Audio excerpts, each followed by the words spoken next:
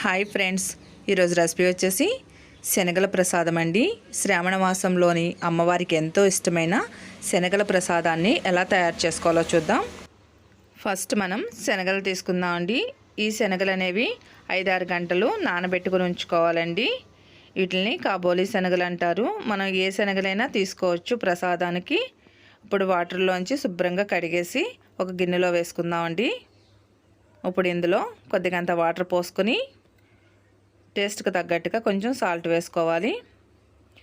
వేసుకొని మొత్తం అంతా కలుపుకొని ఉడికించుకుందామండి. చూసారు కదండి, శనగలు అనేవి మనకి ఉడికిపోయాయి. ఈ విధంగా ఉడికితే సరిపోతుంది. ఇప్పుడు వాటర్లోంచి తీసి పక్కన పెట్టేసుకుందాం. స్టవ్ మీద ప్యాన్ పెట్టుకొని ఆయిల్ పోస్తున్నానండి. ఆయిల్ వేడెక్కింది. ఇప్పుడు పచ్చిశనగపప్పు 1 స్పూను, మినప్పప్పు 1 స్పూన్ అండి. నెక్స్ట్ వచ్చేసి జీలకర్ర 1 స్పూను, ఆవాలు 1 స్పూను, అలాగే ఎండుమిర్చి, పచ్చిమిర్చి ఇలాగా ముక్కలుగా కట్ చేసి వేసుకుందామండి. వేసుకొని తాలింపు అంతా వేగనివ్వాలి. తాలింపు అనేది కాస్తంత వేగిన తర్వాత కరివేపాకు వేసుకుందామండి. అలాగే 1 టీ స్పూన్ పసుపు వేసుకుందాం. వేసుకొని మొత్తం అంతా కలిసేటట్టు కలుపుకోవాలి.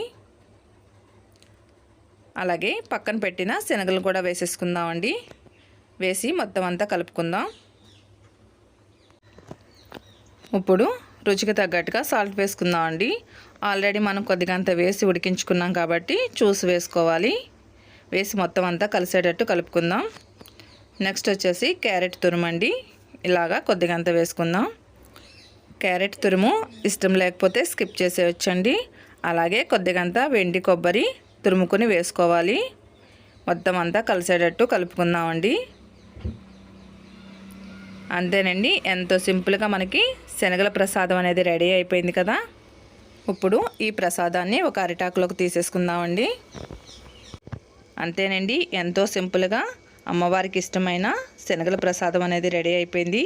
అలాగే మీరు ఎవరైనా మన ఛానల్ కానీ ఫస్ట్ టైం చూసినట్లయితే పిఎన్వి తెలుగు ఛానల్ని సబ్స్క్రైబ్ చేసుకోండి. పక్కనే ఉన్న బెల్ బటన్ క్లిక్ చేస్తే నేను అప్లోడ్ చేసిన ప్రతి వీడియో మీకు వస్తుందండి.